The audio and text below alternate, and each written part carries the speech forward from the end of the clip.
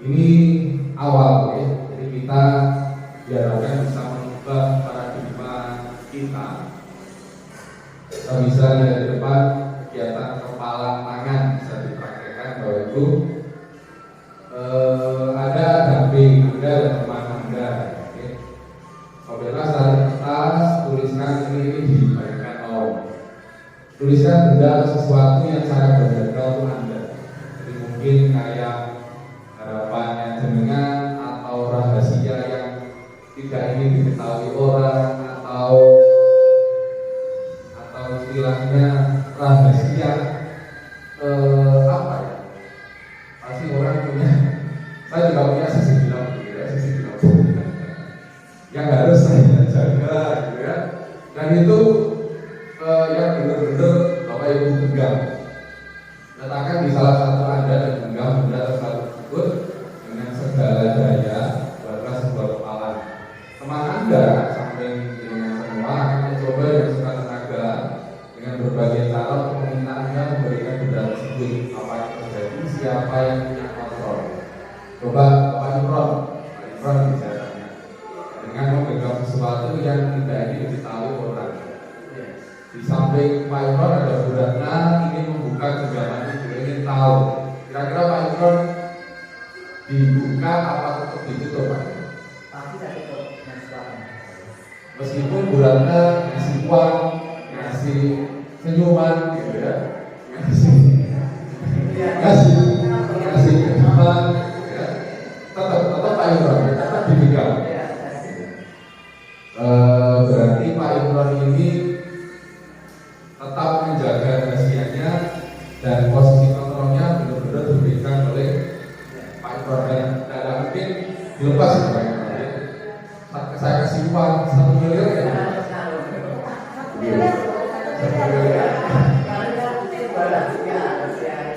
Itu kita adalah paradigma bahwa kalau kita ingin merubah seseorang itu sebenarnya kita sebagai individu yang di luar, maksudnya orang lain ya.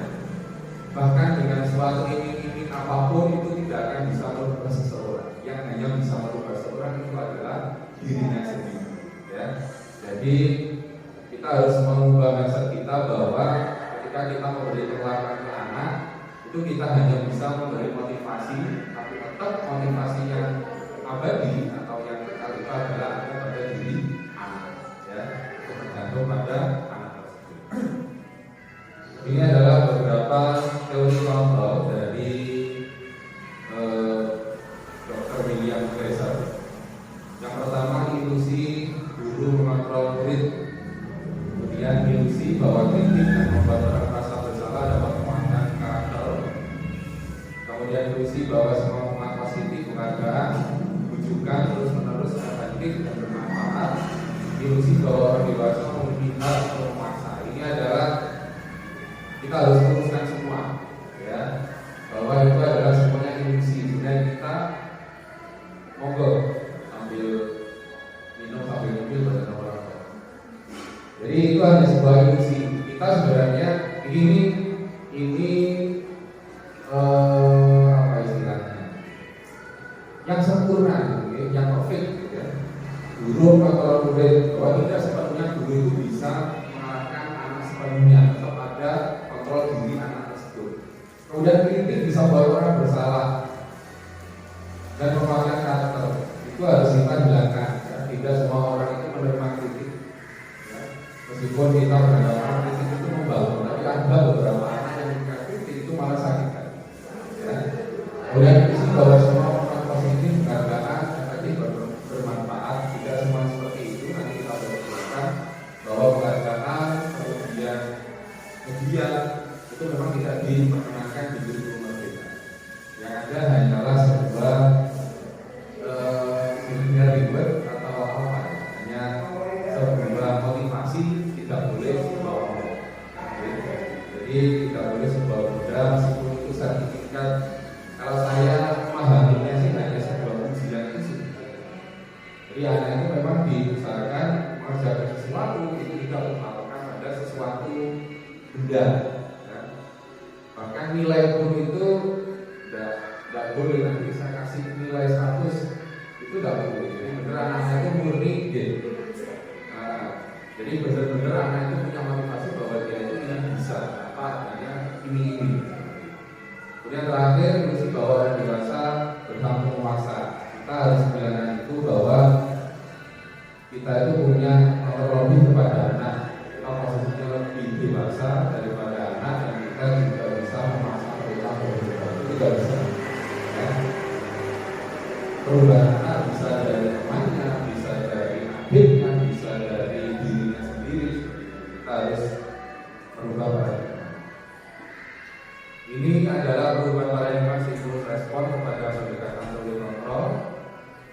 Stimulus respon kita mencoba mengubah orang agar berpandangan. Teori kontrolnya kita berusaha memandang orang lain tentang dunia ini antara yang bagus ini yang teori kontrol.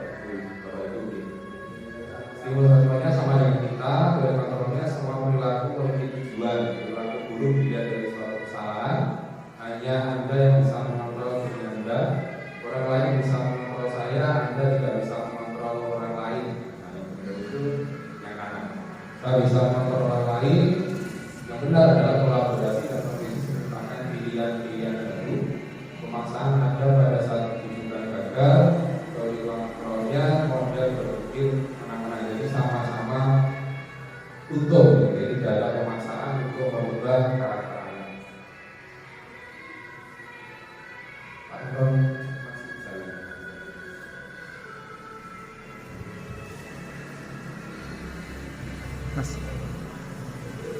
Dalam menciptakan lingkungan positif, salah satu strategi yang perlu kita tinjau kembali adalah penerapan disiplin sekolah kita.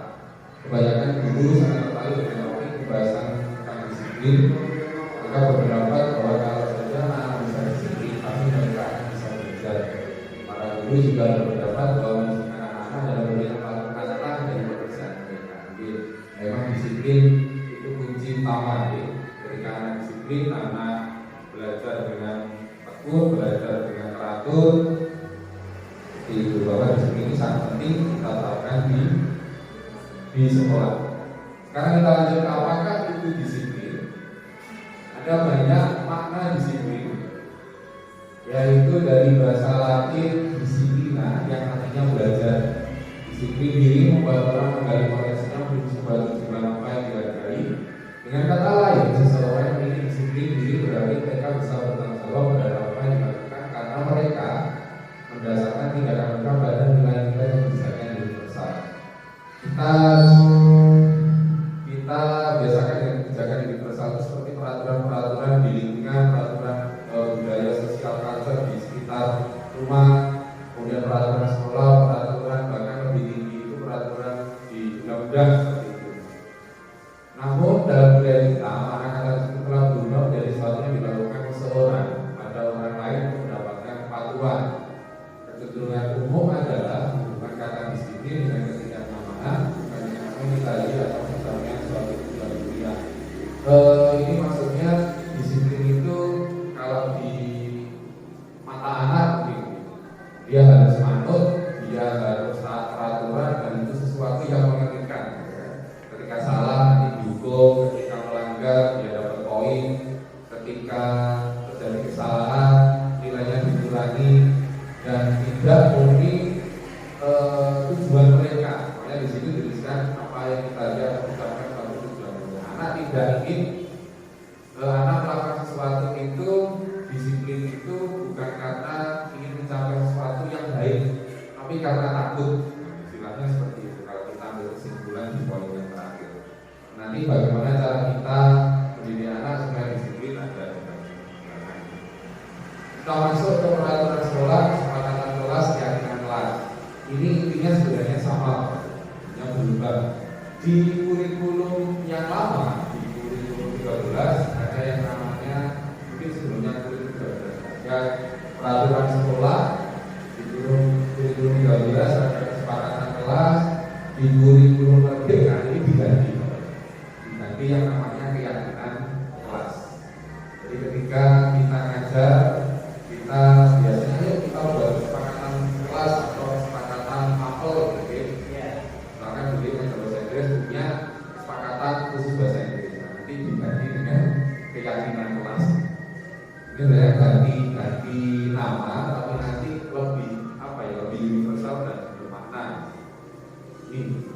Ini keyakinan kelas. Mengapa tidak peraturan saja? Mengapa harus keyakinan kelas? Mengapa kita memiliki peraturan dan sembarangan dalam bilang dari kendaraan roda 2 ini kita jawab bersama-sama. Mengapa kita memiliki peraturan dan sembarangan dalam bilang dari kendaraan roda 2? Biar apa? Aman, selamat, oke. Kemudian yang kedua, mengapa kita memiliki peraturan 3M menggunakan masker, mencuci tangan, jaga jarak 1,5 meter agar apa? Sehat. Sehat ya. Jadi yang ke atas itu aman, yang kedua sehat. Yang ketiga, mengapa kita memiliki peraturan harus datang tepat waktu pada saat bekerja? Disiplin.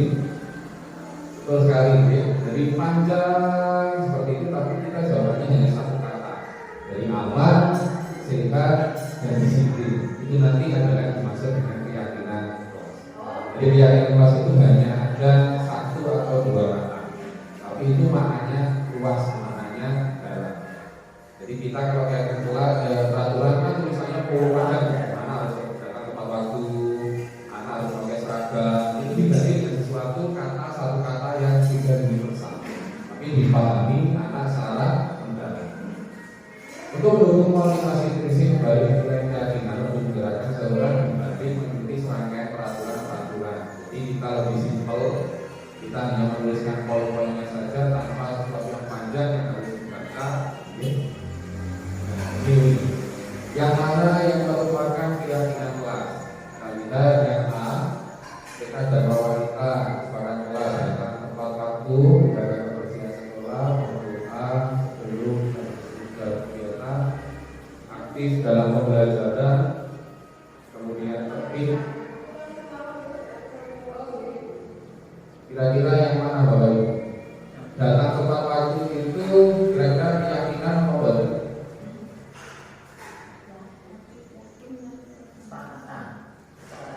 Sepakatan. Kalau keyakinan tadi kan satu kata. Harusnya itu kalau datang tepat waktu, datang tepat waktu itu berarti diganti apa? Disiplin. Okay. Mengucapkan salam berarti harus diganti apa? Kalau mengucapkan salam. Salam itu kan hubungannya dengan agamis. Doa apa diganti paling religius. Ya, religius seperti itu. Menjaga kebersihan berarti disingkat saja bersih seperti itu. Kemudian berdoa tapi religius, aktif dalam pembelajaran berarti aktif, belajar cukup, tertib itu sudah betul. Okay? Tertib itu sudah termasuk keyakinan kelas. Jadi hanya satu kata atau dua kata, itu namanya keyakinan kelas. Di yang B, kami guru dan murid yang saling menyayangi, harusnya diganti apa? Saling menyayangi bisa atau apa? Toleransi bisa. Kami murid yang semangat belajar, ganti apa? Semangat boleh. Kami murid yang peduli dengan teman-teman, peduli saja. Paham ya Bapak? Jadi hanya simpel tapi universal, dan keyakinan kelas ini harus dikoordinasikan dengan anggota kelas tersebut. Tidak boleh guru sendiri atau siswa sendiri. Artinya kolaborasi guru dan siswa. Ini sudah tadi ini dan masalah pembagian buku tempatnya jawab. Dilarang mengganggu orang lain, saling menghormati, hadir menghormati, saling menghormati komitmen. Dilarang orang merasa ada keselamatan, menghormati orang lain. Dilarang menggunakan narkoba, kesehatan. Jadi hanya satu atau dua kata. Tapi silakan menunggu. Sampun di keyakinan kelas kita masuk ke teori motivasi, dukungan dan penghargaan serta restitusi. Apakah itu? Nah, lihat teori motivasi perilaku manusia.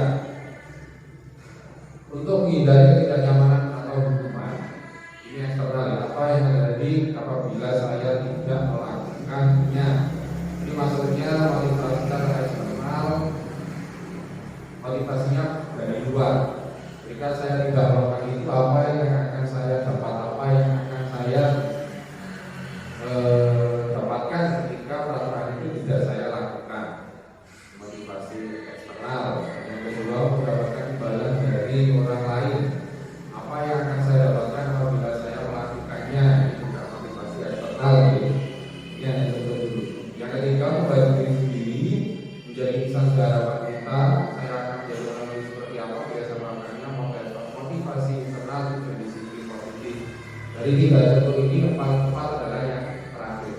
Oke. Jadi anak itu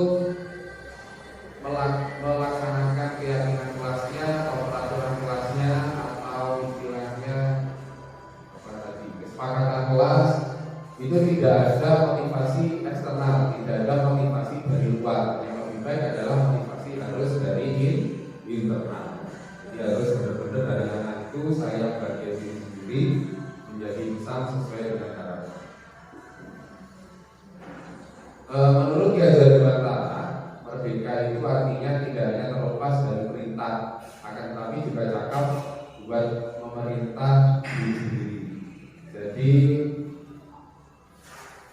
kita hidup meskipun kita kurikulumnya merdeka, bukan merdeka sepenuhnya, tapi ada peraturan yang mengikat kita, dan kita ketika menjalankan peraturan itu harus ada motivasi dari diri sendiri.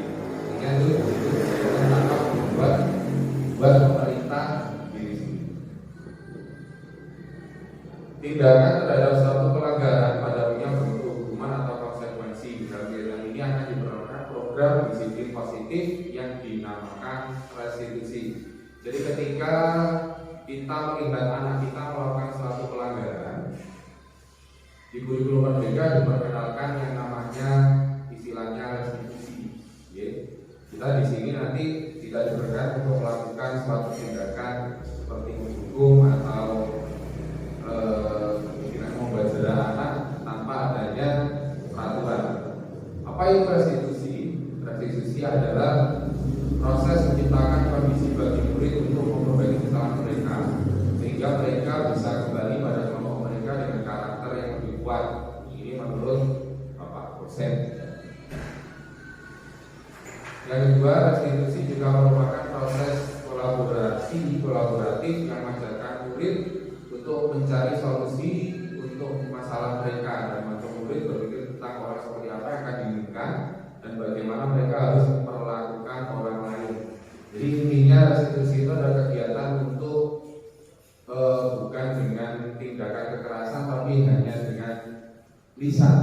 Jadi kita dengan lisan, tapi ada tahap-tahapannya. Nanti ada istilahnya segitiga restitusi. Ada 3 tahap kegiatan restitusi, di mana restitusi ini tujuannya anak itu setelah melakukan suatu kesalahan, dia tidak akan melakukan mengulanginya lagi, dan dia akan tahu apa yang akan dilakukan ke depannya.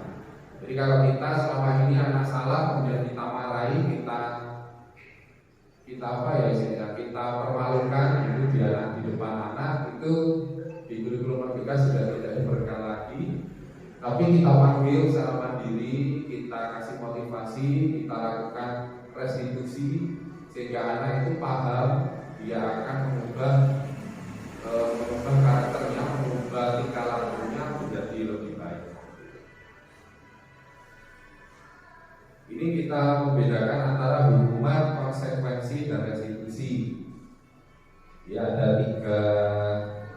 Nah ini identitas gagal. Hukuman sesuatu yang akan terus harus terjadi. Ini ciri-ciri hukuman yang menyakitkan hati. Kalau konsekuensi sesuatu yang harus terjadi. Restitusi merupakan pilihan. Kemudian hukuman yang kedua, tidak nyaman untuk murid, anak-anak atau anak untuk jangka waktu panjang. Murid atau anak belajar menyembunyikan kesalahan. Mereka biasanya kalau dihukum dia tidak cerita ke bapak ibunya di rumah, atau mungkin dipendam sendiri dan malah masalahnya kayak besar. Di konsekuensi tidak nyaman di murid untuk waktu pendek, murid anak belajar taat peraturan. Sebenarnya konsekuensi ini lebih bagus dibanding hukuman. Posisinya di tengah. Tapi yang disarankan nanti di guru merdeka adalah kegiatan kita adalah restitusi. Tidak diperlukan di hukuman dan konsekuensi. Yang kedua lagi, memanfaatkan untuk anak dalam waktu jangka panjang. Jadi anak punya karakter yang kuat dalam jangka waktu yang lama. Murid atau anak belajar memecahkan masalah. Jadi di restitusi itu anak akan biasa berpikir sendiri. Awakmu itu salah, terus awakmu itu ganti. Jadi bukan kita mencerca dengan kita sendiri tanpa ngobrol dengan anak tersebut. Kita pakai corona, awak kita berita awakmu apa sih di kelas ini? Gitu ya.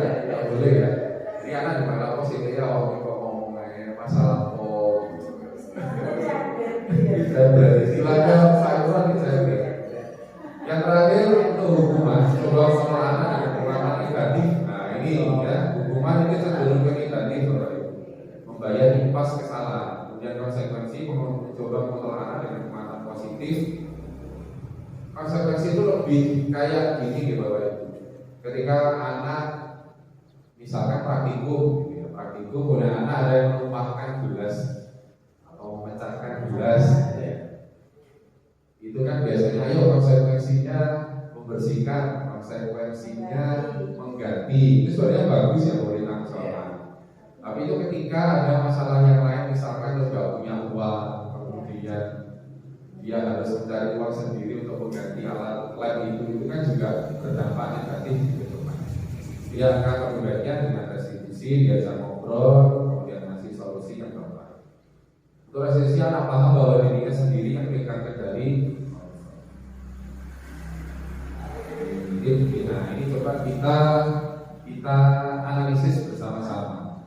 Ada beberapa kasus kita bedakan ini termasuk hukuman atau konsekuensi. Okay. Coba Pak Imron. Yang pertama Pak Imron, murid diminta untuk usaha 15 kali karena tidak menggunakan masker ke sekolah. Termasuk hukuman atau konsekuensi? Hukuman. Okay. Jadi hukuman itu tadi cirinya ya. Sebenarnya tidak ada hubungannya antara masker dengan push up, okay? Dan mungkin ini juga tidak ada di peraturan sekolah. Jadi kita harus bedakan ketika ada hukuman yang tidak tercantum di peraturan sekolah, itu lebih baik kita tidak melakukannya. Jadi kalau misalkan banyak sebenarnya di SMA Bandar, kayak di depan, saya biasanya kan bagian tiket depan, itu anak terus ada bapak ibu guru disuruh hormat, disuruh push up, itu anak banyak yang protes, anak banyak yang protes. Pak kalau ganti guru itu mesti ganti guru itu ganti hukumannya benar itu yang mana? Itu sempat tanya ke saya. Ya saya nanya tapi dia jawab saya harusnya bukan seperti itu kan, harusnya lebih baik gimana diarahkan. Jadi yang memang yang lebih baik itu adalah anak diajak ngobrol dengan Pak kok telat, konsekuensinya apa, kenapa sampai membuat kamu telat, kedepannya harus seperti apa. Itu yang nomor satu adalah hukuman. Yang kedua, lari pergi lapangan basket 2 kali karena terlambat hadir di sekolah, tambah hukuman. Mencatat 100 kali dalam buku kalimat saya tidak akan terlambat lagi, hukuman. Mengganti kertas tugas teman yang telah dicoret-coret, konsekuensi kan, mengganti kertas tugas teman, konsekuensi, gitu. Itu kan tidak begitu menyakitkan nanti, gitu. Membersihkan tumpahan air di meja tulis karena tersenggol adalah konsekuensi. Murid disuruh untuk bertelanjang kaki seharian di sekolah karena tidak menggunakan sepatu hitam, hukuman. Lari mengelilingi lapangan basket 2 kali karena terlambat 10 menit pelajaran BCK, hukuman. Terus dan mungkin Pak Imran dilihatkan kamera saya Pak. Oh, ini Pak sekali. Oh, nah sudah.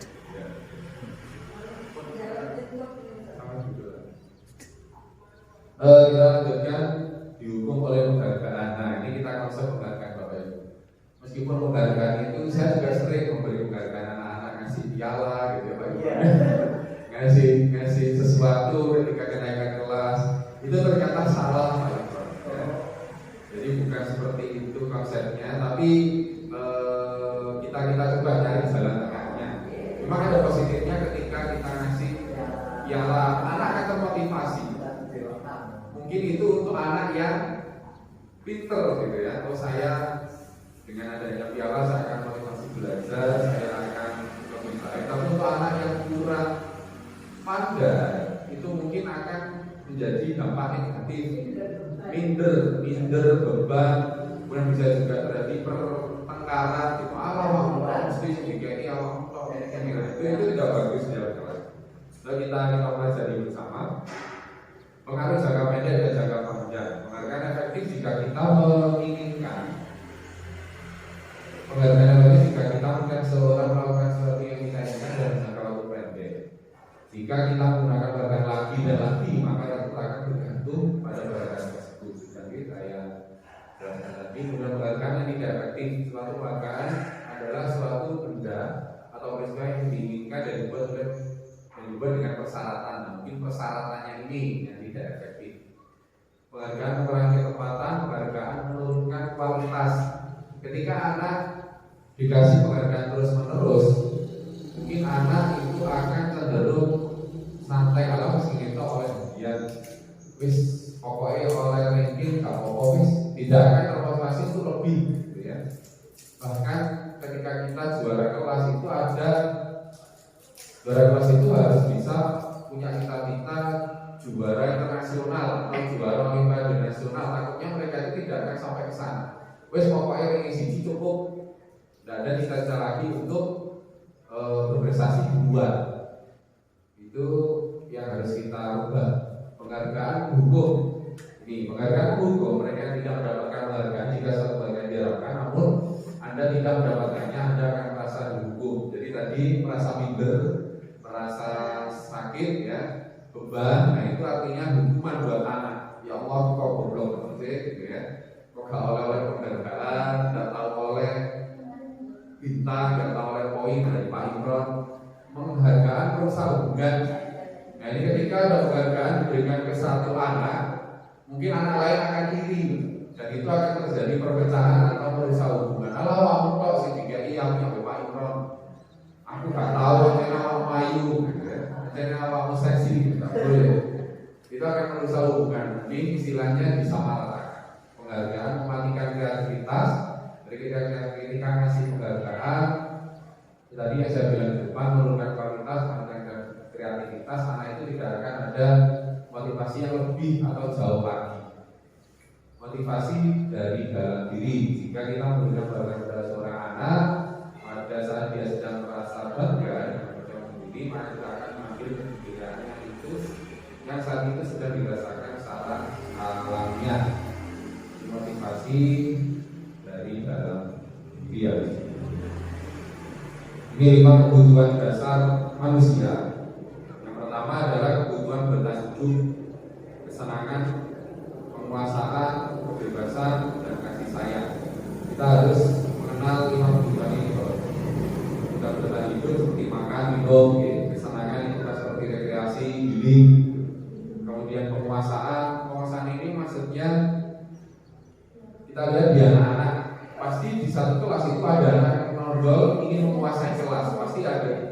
Dan itu memang kebutuhan mereka. Dan itu kita harus wajib mengembangkan kebebasan, bebas, tidak terikat, tidak ada ikatan, tidak ada peraturan. Kemudian terakhir kasih sayang. Jadi kita tidak lepas dari yang namanya kebutuhan kasih sayang. Jadi memang anak itu harus disayangi, dia juga butuh kasih sayang dari temannya. Tapi kita tidak menghalalkan pacaran, gitu. Pacaran tetap kita kita nasihati, kita kasih kontrol. Ini kita coba bedakan termasuk kebutuhan apa. Ibu guru bilang nanti tidak boleh bersenandung sewaktu mengerjakan tugas. Katanya kelas harus tenang, tidak ada suara. Padahal aku kan suka menyanyi. Termasuk kebutuhan apa itu? Kebutuhan hidup kan suka nyanyi. Berarti kebebasan apa kesenangan? Kesenangan. Ibu guru tidak menyampaikan hari ini, padahal aku pakai jepit rambut baru. Kira-kira kebutuhan apa? Kasih sayang dan diterima. Kan pengen pergantian orang lain.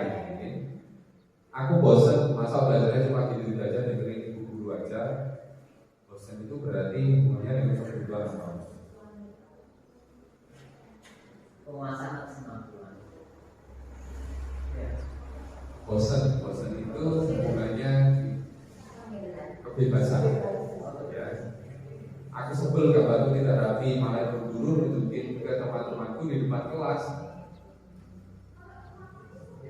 Sebel kalau batu tidak rapi.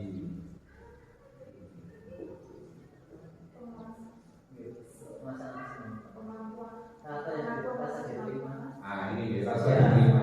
Saya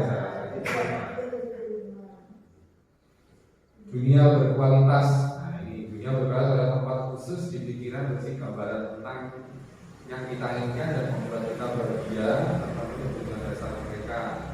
Ini kita harus melakukan di lingkungan sekolah kita, bahwa lingkungan kita harus yang seperti dunia berbagi. Ini harapan. Harapan nantinya di sekolah kita ketika kita menerapkan budaya positif ada istilah namanya dunia berkualitas. Murid juga memiliki gambaran dunia berkualitas. Kita sebagai guru pasti ingin memasukkan nilai kebajikan di dalam. Jika guru mampu membangun interaksi yang memberdayakan dan memerdekakan murid, maka murid akan menjadi individu yang positif dan dunia berkualitas karena murid menghargai nilai-nilai kebajikan. Ini posisi kontrol, oke? Kita sebagai seorang guru di sekolah ketika menemui anak melakukan kesalahan, kita harus tahu yang namanya posisi kontrol. Mungkin Bapak Ibu semuanya di sini pernah di posisi kelima-limanya, atau mungkin di salah satunya, atau mungkin suka di salah satu posisi kontrol. Yang pertama, posisi kontrol yang pertama adalah pembungkuk. Pembungkuk itu sengaja muring-muring ya. Buat tunjukkan muring-muring itu sebaik hati. Kemudian membuat merasa bersalah. Kemudian teman, nah teman ini mungkin kayak Pak Imron ya, suka kumpul sama anak-anak, itu mungkin posisi kontrolnya sebagai teman.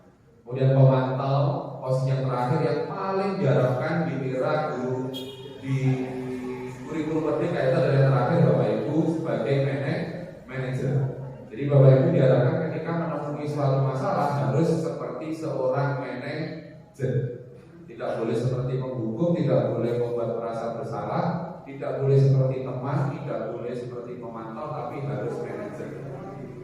Itu yang diharapkan. Akan tetapi masih ada akan tetapi ketika kondisi sekolah yang berbeda, kita diperbolehkan untuk memilih salah dua. Istilahnya apa? Gak boleh pilih salah satu tapi dikolaborasi.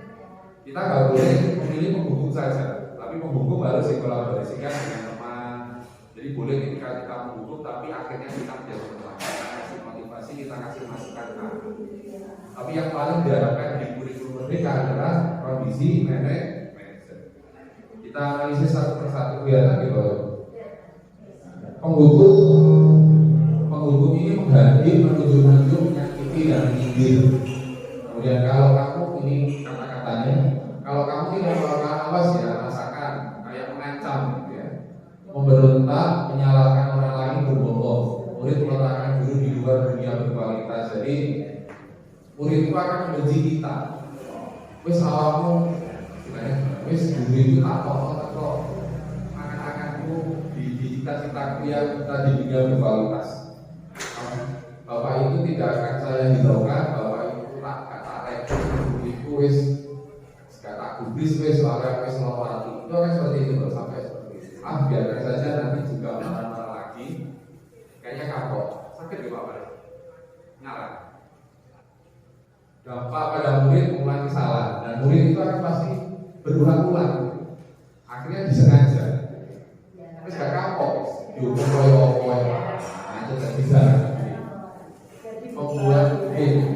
Membuat merasa bersalah ini lebih baik lagi, tapi tidak diperkenankan di kurikulum merdeka. Kemudian teman ini sepertinya kayak saya sama Pak Yunus sering kebobolan ya. Membuat alasan-alasan untuk muridnya, ayolah lakukan begitu, itu gak baik, ya gak baik Pak Yunus. Ketika kita terlalu dekat dengan anak-anak, akhirnya anak-anak itu akan nyaman dengan kita dan tidak mau nyaman dengan guru yang lain. Itu buruknya. Okay. Saya juga merasakan sendiri ketika saya di 12 IPS 1, sekarang 12 IPS 1, saya akan terlalu dekat dengan mereka.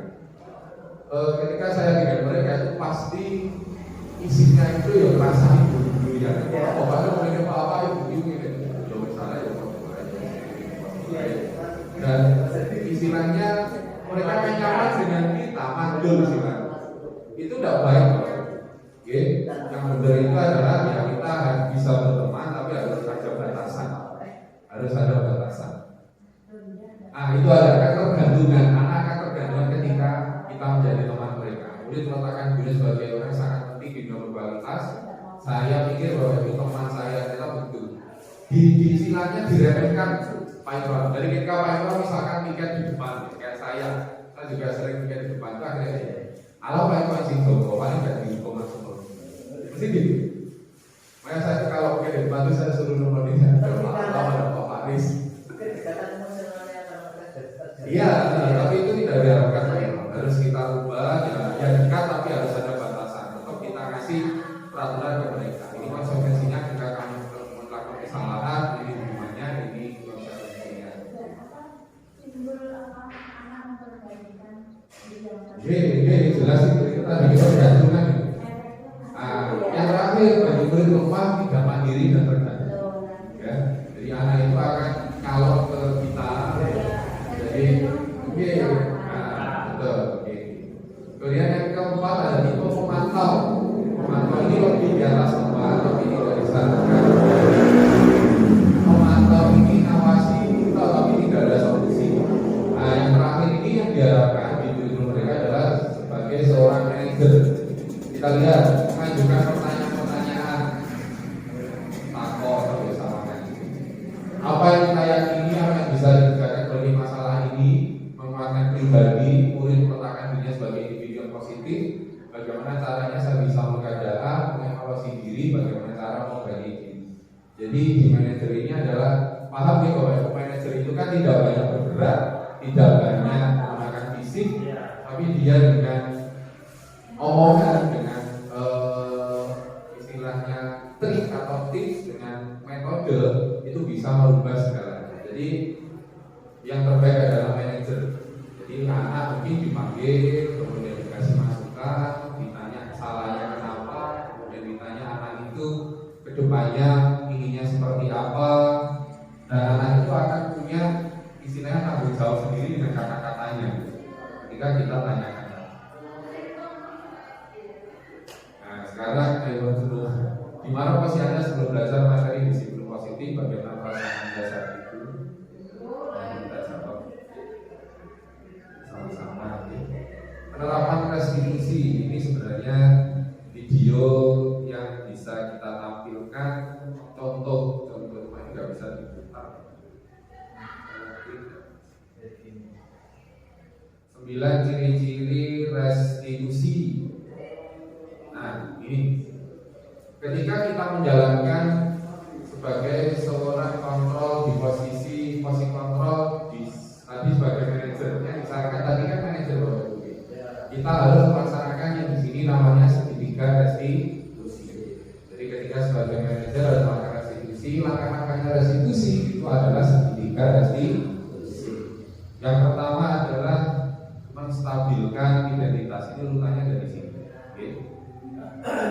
Menstabilkan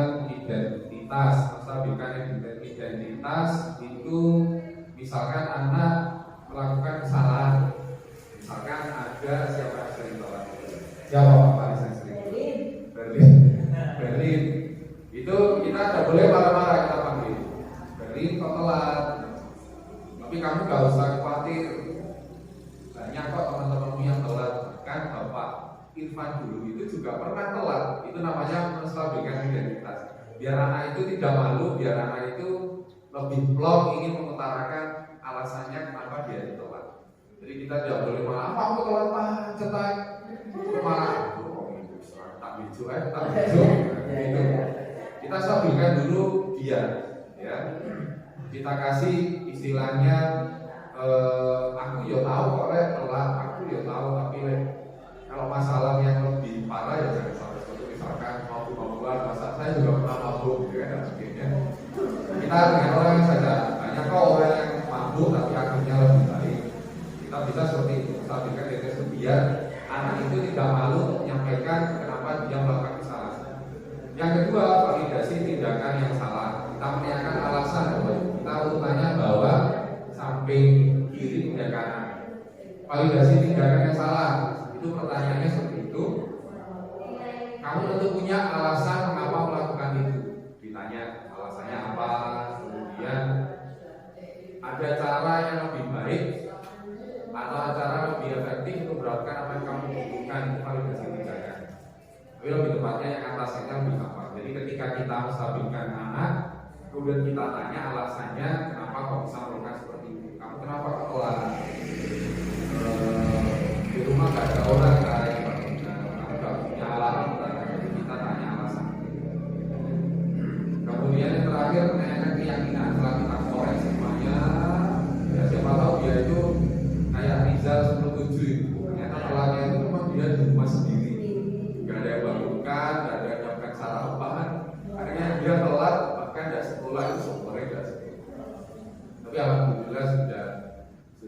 berubah dan banyak aktif lagi. Yang terakhir menanyakan keyakinan. Nah, ini kita menanyakan anak itu inginnya seperti apa, ya. Keyakinan kelas apa yang kita telah sepakati kamu menjadi seorang seperti apa. Kamu telat itu nanti ya apa kedepannya, tetap telat atau diperbaiki, dan kita kasih contoh-contoh yang ketika dia besar.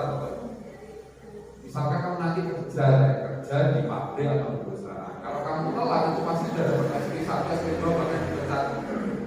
Nah, kita usahakan anak itu paham dia di masa mendatang.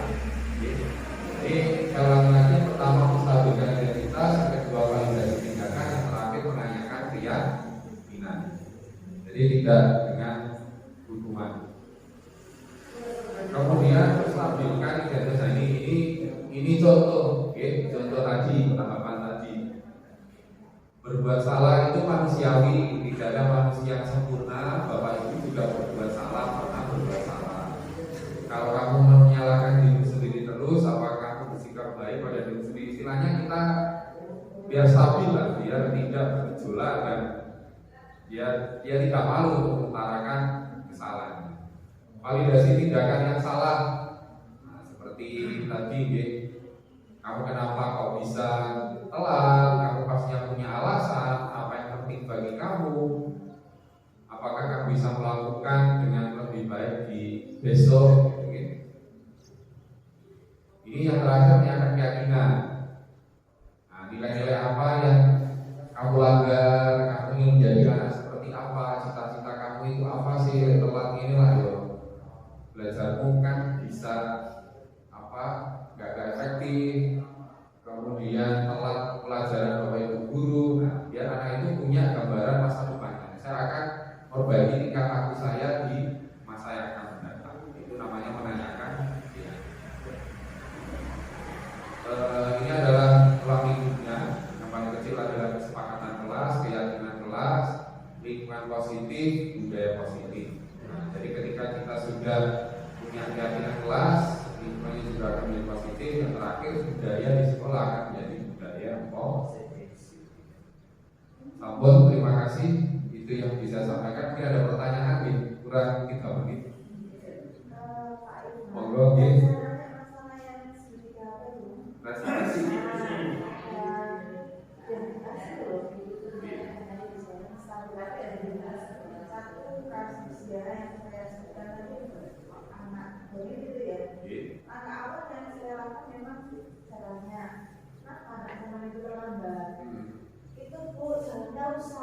Sehingga harus pelan-pelan. Kan saya kebetulan ngajarnya itu hari Rabu jam 1-2. Saya setiap kali berdoa, dia berdoa.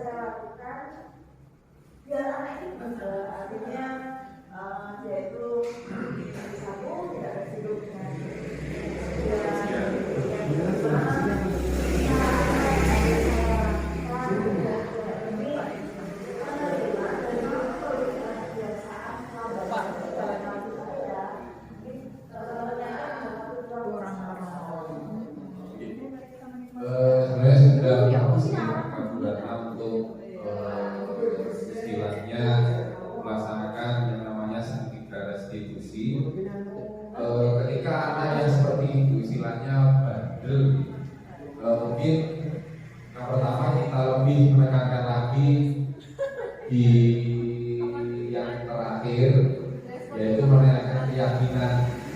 Keyakinan ini anak itu ditanya, kamu kalau telat lagi nanti ada istilahnya konsekuensi yang akan diberikan. Misalkan bisa, kita kan juga punya peraturan sekolah kan, telat berapa kali kan ada poin.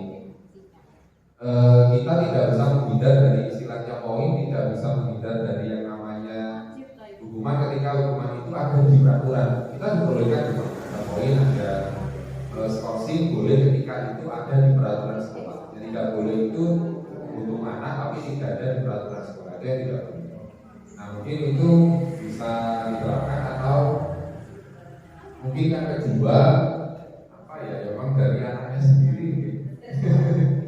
Tiap anak itu mungkin punya karakter yang berbeda, punya istilahnya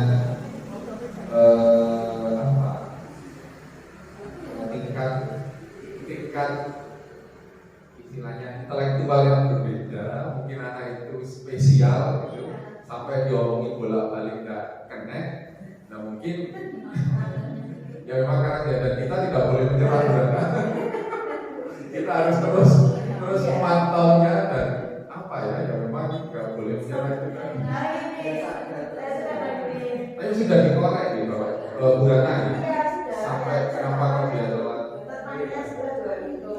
Dia memang jalannya itu besar. Nah, berarti kan kalau jalannya rusak, antisipasinya biar tidak terlambat, kamu berangkatnya lebih pagi, begitu. Ini alamat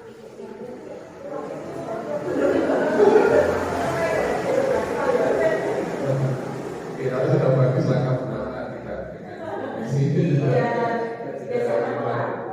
Mungkin pengen diomongin Bu Rana terus. kalau kamu terlambat nanti, saya menurunkan, kamu terganggu. Yang kedua, saya sambut dari dong, dijelaskan. Juga misalkan yang depan karena lebih pagi, karena kan itu masak ya. Jadi itu mungkin yang pertama tadi tetap kita sebagai santri harus melakukan ini, dan mungkin nanti ketika sudah parah ya tetap kita mengacu peraturan kelas yang berlaku, peraturan sekolah yang berlaku, dan sekolah yang berlaku. Ketika telat 3 kali 4 kali ada poin, ya kita poin. Ketika poinnya sudah banyak dan ketika orang lain maju ya tetap kita. Jadi intinya ini sebenarnya sebagai langkah awal pencegahan anak biar ketika ada kesalahan anak itu kita sebagai seorang guru ada tindakan atau ada istilahnya langkah-langkah yang akan kita lakukan biar kita tidak sakit hati. Istilahnya seperti itu. Memang di kurikulum merdeka ini kita berpusat pada anak-anak itu benar-benar kayak diberi kebebasan, diberi tempat yang luas untuk mengekspresikan istilahnya bakatnya atau keahliannya, tapi tetap kita harus ada yang namanya kita ada kendali dari kita. Kita tidak bisa melepas los itu sebenarnya tidak boleh.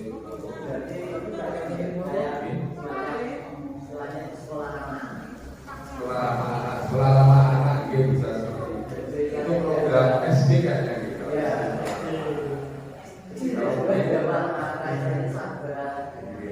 Iya, betul sekali. Oke, Pak Imron sudah lembut sekali.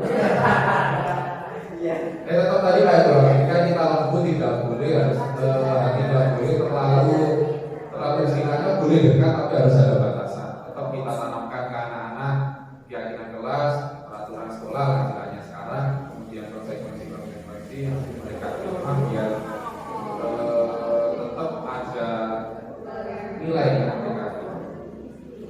Sampun ada pertanyaan? Sudah ya. Misal kita kan yang anak karakteristiknya berbeda. Itu kan heterogen Pak. Ada yang anak kemampuan itu ada yang visual, ada yang motorik, Kinestetik, ya.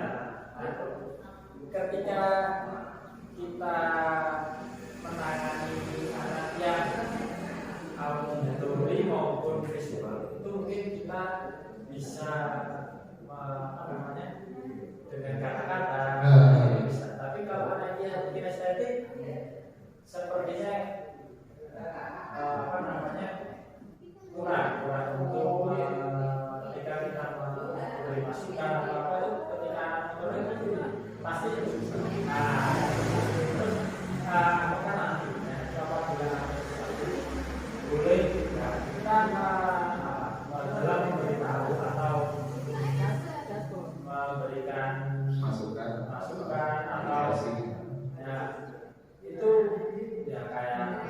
misal motorik itu biasanya gitu, biasanya dalam kutip cenderung ke lebih ke anak-anak yang memerlukan perlakuan khusus. Nah, itu apakah kita untuk memberikan perlakuan khusus itu bisa sudah terlalu kelewatan tersebut?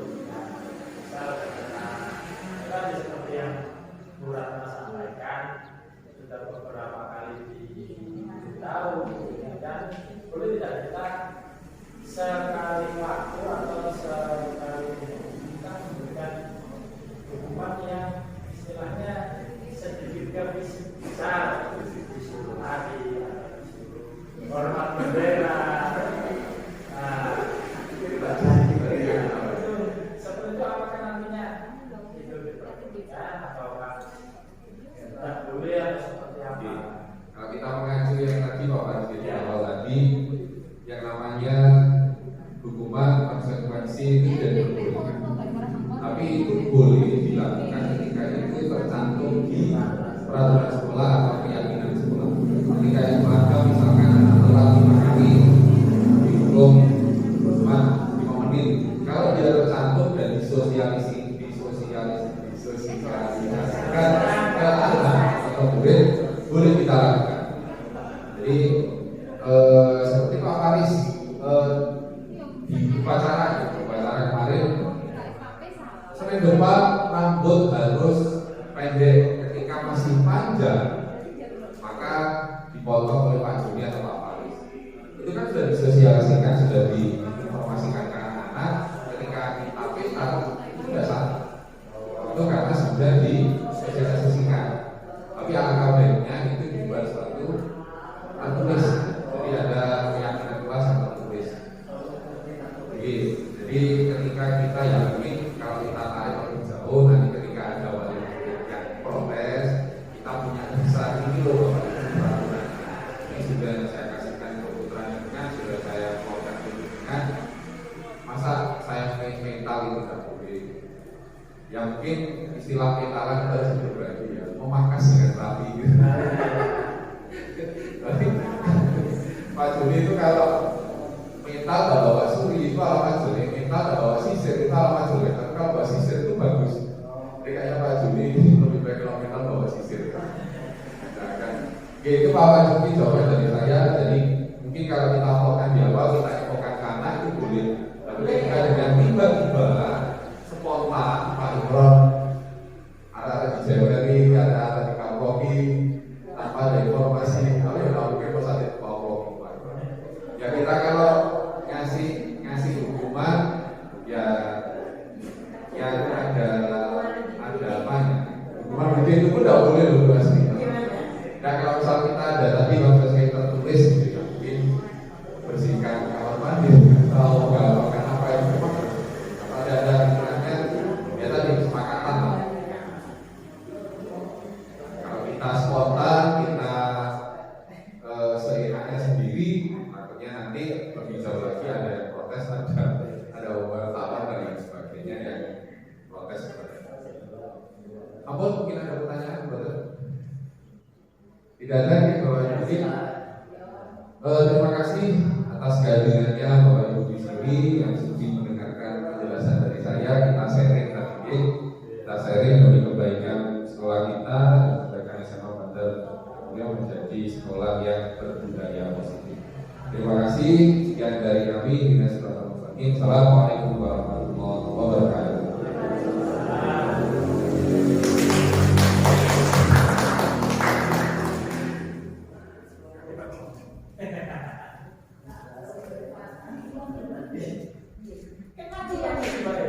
Cuci muka.